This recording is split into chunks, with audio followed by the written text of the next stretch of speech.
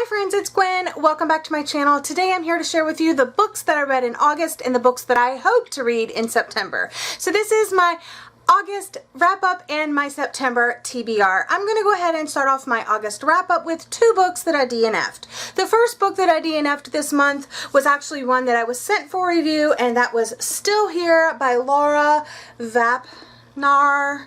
I was sent this from Blogging for Books in exchange for an honest review, and when I read the synopsis on the website, it sounded like the girls' version of A Little Life, or immigrants, Russian immigrants moving to New York City to kind of deal with their life and things that happened and things like that. But when I started reading it, I realized it was really a social commentary on social media, and I know that the people in the story were going to be Russian, but the names, they used a mixture of their Russian names, nicknames, and I just got really confused, and the stories weren't really engaging, so I DNF'd it. I do have a DNF review on my blog if you're interested in that. On my Kindle, I got an early copy of The Bone Witch, and I really was so excited for this book. I got it from NetGalley in exchange for an honest review, and I tried to read it. I only got about 5% in before I DNF'd it. It is a fantasy novel about a girl that realizes she is a bone witch.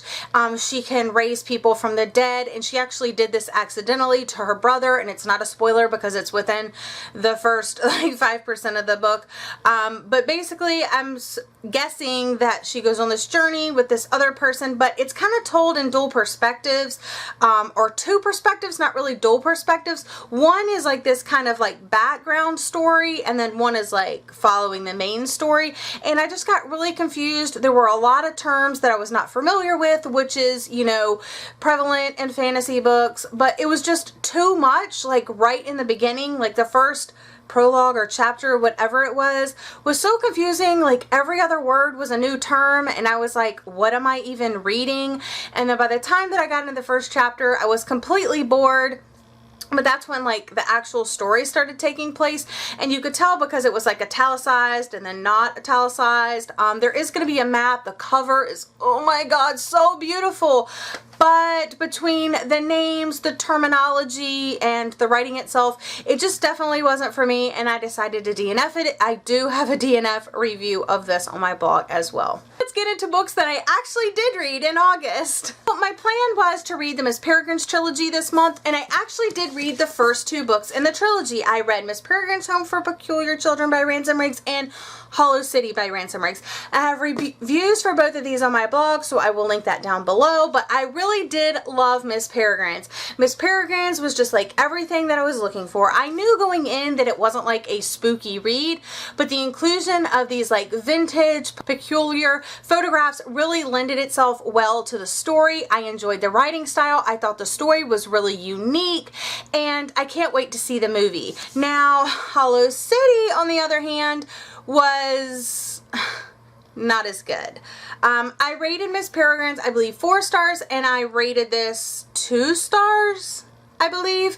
I really didn't like this. The story was completely boring. The plot didn't go anywhere. Nothing happened. I felt like in this book, things continually kept happening, and you kind of had to like keep reading to find out what would happen next, and find out about all the children, and you know what was going to happen to Jacob. And then in this one, you just... nothing really happened. It's basically they go on this journey for certain reasons that happen at the end of the first book, and I really couldn't get on board with that. It really picked up in like the last couple of chapters, but to me that just didn't save it from everything that I read before that. So it took me quite a while to get through, and yeah, I didn't really love it. Nothing like new, exciting was introduced, so I feel like I'm excited to go on for the third and final book, because I have heard for a lot of people that Hollow City was a little bit of a slump in the trilogy.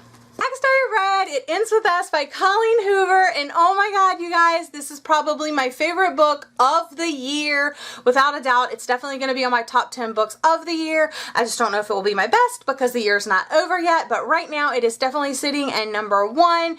This is Colleen Hoover's best book to date, in my opinion. It deals with a lot of great topics that I think are important to get out there, but it's a new adult romance story, so there's going to be romance, there's going to be friendship, there's a flower shop, there's so much great stuff in this book, but it will also make you cry tears of happiness, tears of frustration, tears of joy, tears of like anger. Like, this book just threw me through a roller coaster of emotions, and I really can't stop thinking about it. I do have printable bookmarks that I created of some of my favorite quotes in this book, so I will link those down below for you, as well as my written review for this book, and I also have a video review of this book. So all of the reviews for this book and promotion of this book linked in the description box down below. If you haven't read it, I think this is a really important book for everybody to read, even if you've never read new adult before, even if you've never read a Colleen Hoover book before,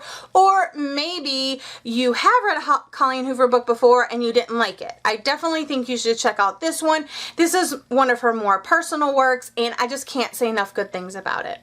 And even if you don't love this book, I think it's maybe because you can't relate to it or you think it's unbelievable, but coming from someone like me, I can absolutely tell you that this is like true to life. Things like this really happen, and I think she did an amazing job of keeping the realistic side there, but also it is a book, so she needs to keep it entertaining as well. And I just highly recommend you read it, and then maybe later on down the line you'll understand it a little bit more. The next book that I picked up is one that I've had on my bookshelf for a while. I picked it up on a whim when I was browsing Barnes & Noble one day in the middle grade section, and that is the Trilogy of Two by, I don't even know how to say that last name. I don't want to butcher it. I do have a full written review of this on my blog as well, but this is a middle grade novel about two girls that have a magical gift, and they work in this like circus carnival type thing, and I really loved those carnival circus vibes. I was just all about it, and that's what this book kind of was for me. I was really hoping that the whole book centered around that, but what ends up happening is the girls' powers get stolen, and then they are trying to retrieve their powers, and so they have to like go on this journey to like chase after the bad guy, and I just really didn't enjoy that as much. They were kind of like all over the place, and I never felt like grounded in the story anymore after that. So I believe I gave this like a 3 out of 5 stars because I did enjoy it, but it could have just been so much better had it been like spread out over multiple books, maybe a duology instead of just one book. And I really liked the characters of the story, but some of them you obviously get to know more and you connect with more, including the twins and Taddy and Wolf Boy. But yeah, it does have a lot of twists and turns along the way. It is a fantastical, you know, type book, magical realism and all of that, but middle grade. I haven't read it in a while. I'm glad that I did. And again, check the description box for that link to the review. The last book that I read this month was Don't Touch by Rachel M. Wilson, and I do have a full review of this on my blog as well, which I will link in the description. I really did enjoy that this book tackled OCD, that mental illness and anxiety, and just like the fear of touching people. I also liked that it dealt with a lot of theater and Shakespeare and romance and friendship, but while I think that this probably was an accurate portrayal, just the plot itself was like not very engaging at all. And while I really enjoyed the like humor of some of the side characters, you never really got to know them outside of them being friends of the main character, and I just wanted more. So I think it was good for an OCD read or like anxiety, but it really focused more on her OCD and her fear of touching people. And I kind of wanted just a little bit more. I thought I had watched a review like a long time ago that like raved about this book, and of course I couldn't find it because, you know, that's how life goes. But I did enjoy it.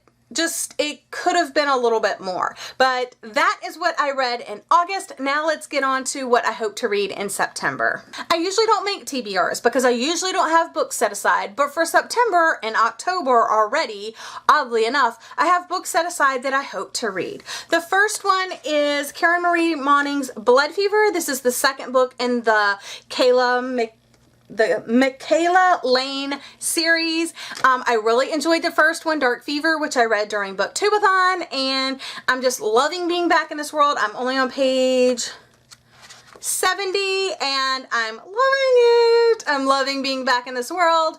So I definitely hope to finish that this month. Then I have 2 books to review. I have My Grandmother Asked Me to Tell You She's Sorry. I got this as being a part of the tour for BookTube tours. Actually going to be doing a review of this on September 14th, so stay tuned for that. Also received for review The Vegetarian, which I have been wanting to read for a while, by Han Kang, and I've been wanting to read this book for a while, probably a year. I don't even know when it came out, but I've had this book on my radar. Okay, so 2007, so I could have been wanting it for a year. I've been wanting this book for a while, and I missed my opportunity to get it, and then I saw Joss at Squibbles Reads review it, and then I was like, oh my god, I really want to read it. I got my second chance to read it, I jumped on the chance, and I can't wait to get to it. Then I want to finish out the Miss Peregrine's trilogy and read Library of Souls by Ransom Riggs. This Savage song, I got this as part of my Uppercase subscription box, which I am a subscriber to, and I just really want to get to this because everybody's loving it and I want to love it too, so I'm hoping to get to this. And then a book that has been on my TBR for practically forever is The Bone Season by Samantha Shannon, and I hope to read this with my secret sister from last round. We both had, like, we're part of an Instagram challenge thing where we do the Lost and Lit Bookish of the Month kind of challenge thing, and one of the things for August was a book that's been sitting on our TBR forever, and both Christy and myself both chose this book, and I actually sent her the paperback copy of this book, and yeah, we both haven't read it yet, so we're like, we should read it in September, or I think I actually said that, but you know. So I have this tentatively on my September TBR as well, so I think that's quite enough for September because I'm going back to school. I'm teaching full-time this year. I will be working Monday through Friday. I'm really excited about it, but a little bit anxious because I haven't taught full-time in like 3 years. I actually have new lipstick. I don't know if I like it. I kind of do though.